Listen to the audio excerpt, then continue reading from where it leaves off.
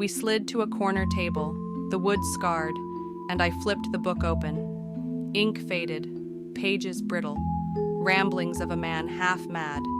Iron beast runs wild, whistles the heart, rings in twain.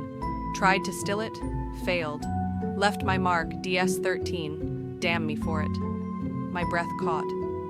DS-13 same as the disc.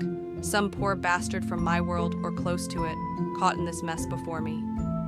D-34, you reading this? I whispered, tilting the book. Text analysis incomplete.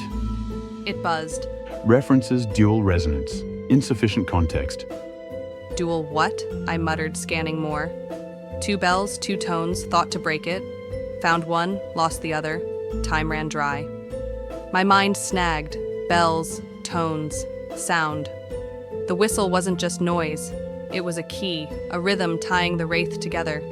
This DS-13 guy had figured half the puzzle, but not fast enough. I had his start, and maybe, just maybe, my edge. Silas leaned in, breath warm on my cheek. What's it say, lass? Guy thought the whistle's the trick, I said, tapping the page. 2 sounds, 2 sources. Cancel 'em out, maybe kill the thing. Got one, couldn't find the second. Ran out of clock. He frowned, not following. Sounds? Like a bard's tune? More like a signal, I said, groping for words he'd get. Back where I'm from, we've got boxes, radios, machines that talk with waves. Mess 'em up, they go quiet. Wraiths like that, powered by its racket. Witchery, He said, but his eyes glinted curious. you reckon you can hush it? If I find the pieces, I said, grinning despite the knot in my gut. DS-13's bells, 2 tones. The Wraith's whistle had a pitch, a loop I'd felt in my bones. Modern me knew sound could be a weapon. Interference, cancellation. Silas wouldn't get it, but I didn't need him to. D-34, you can mess with noise, right? Affirmative. It buzzed.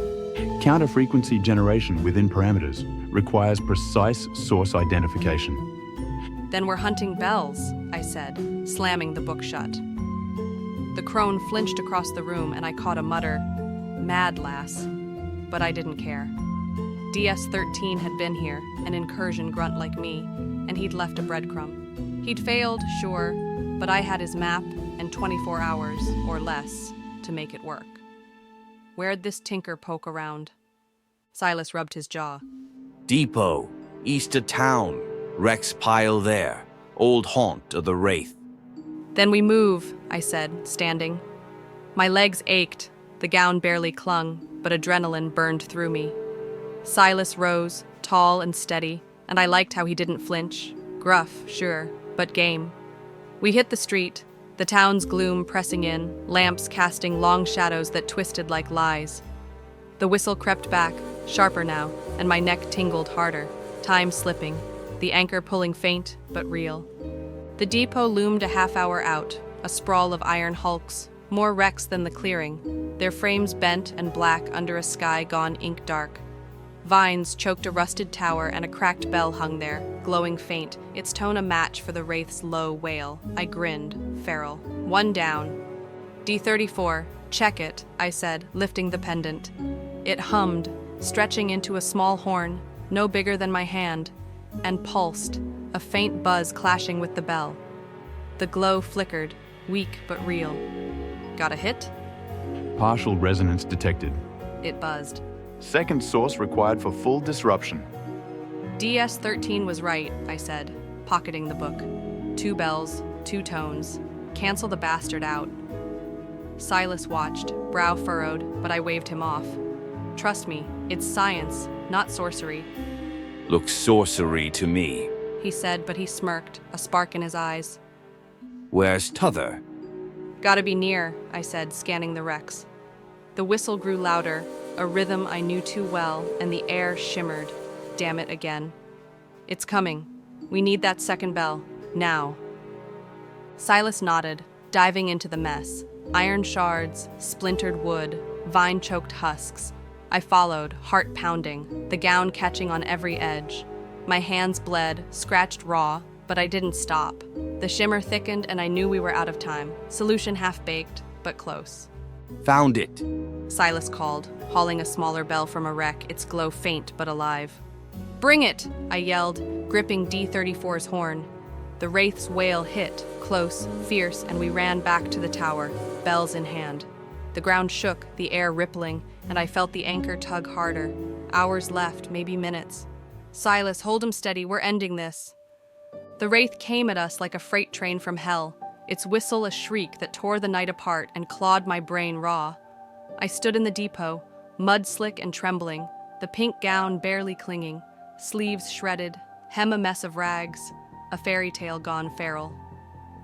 Silas gripped the second bell, its faint glow pulsing in his rough hands, while I held the first, D-34's horn hot and buzzing in my fist.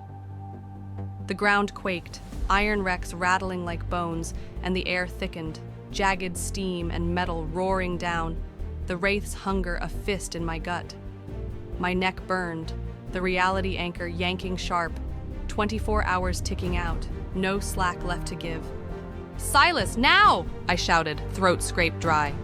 He slammed the smaller bell against the tower's cracked one, their tones crashing, high and low, a jagged discord that stung my ears.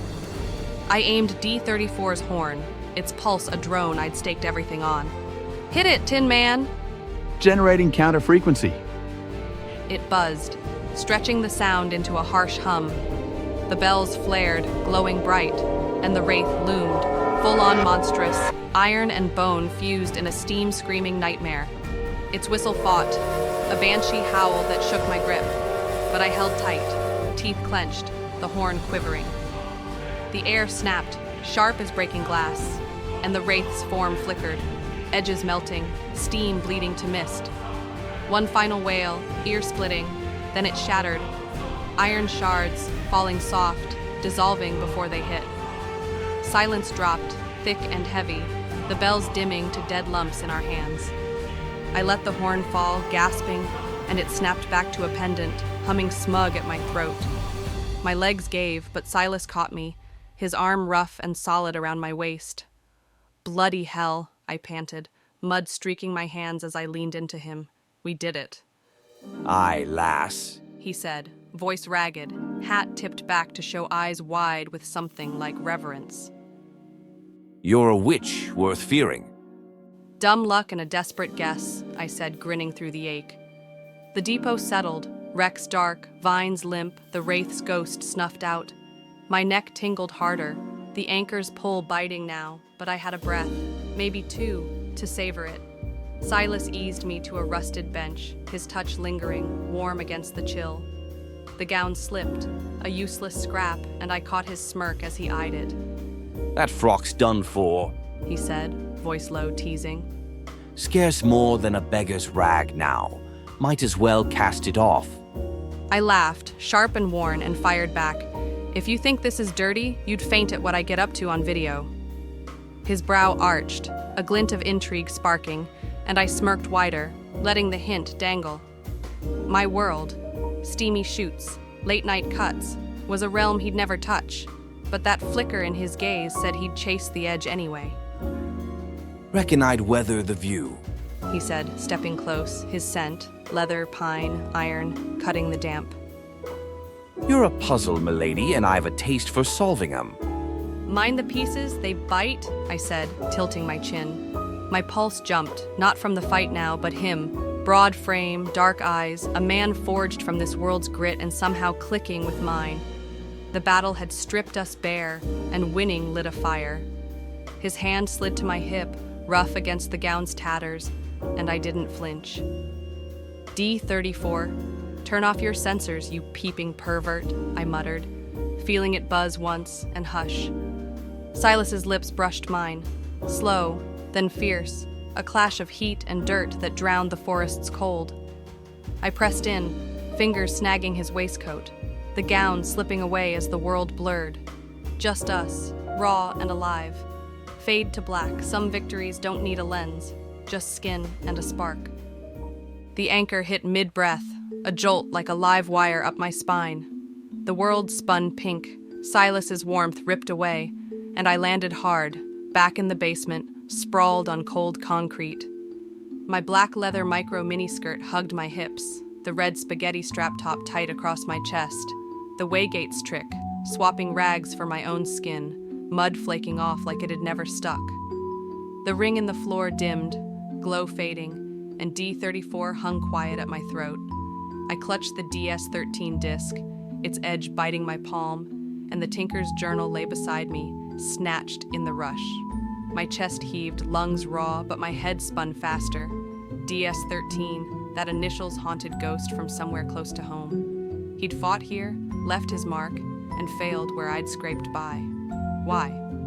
I hauled myself up, legs wobbly, and staggered to the office upstairs, the journal a tether to questions chewing at me.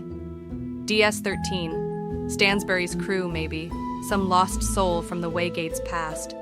Those papers I'd skimmed back home flickered in my mind. Initials, dates, nonsense about incursions. He'd half solved the Wraith, left me the rest, but what broke him? What broke them? The basement hummed below, the ring dormant but alive, a gate to more. More worlds, more wrecks, more shadows waiting. My skin still buzzed, Silas's heat a ghost on it, and I knew I'd dive back. Not just for him, though damn, that'd sweeten it, but for the itch, the pull, the mess Stansbury's team left dangling. I slumped into a chair, the disc glinting under the desk lamp, and cracked the journal open. 2 bells, 2 tones, thought to break it. Time ran dry. Time. My 24 hours had held just, but theirs hadn't. Why? What else lurked out there, through that ring, and what did it cost me next? The basement whispered, a lure to more. More fights, more threads, more mysteries I'd chase till they swallowed me whole. And I'd let 'em. Curiosity's a blade, and I'm cut too deep to stop.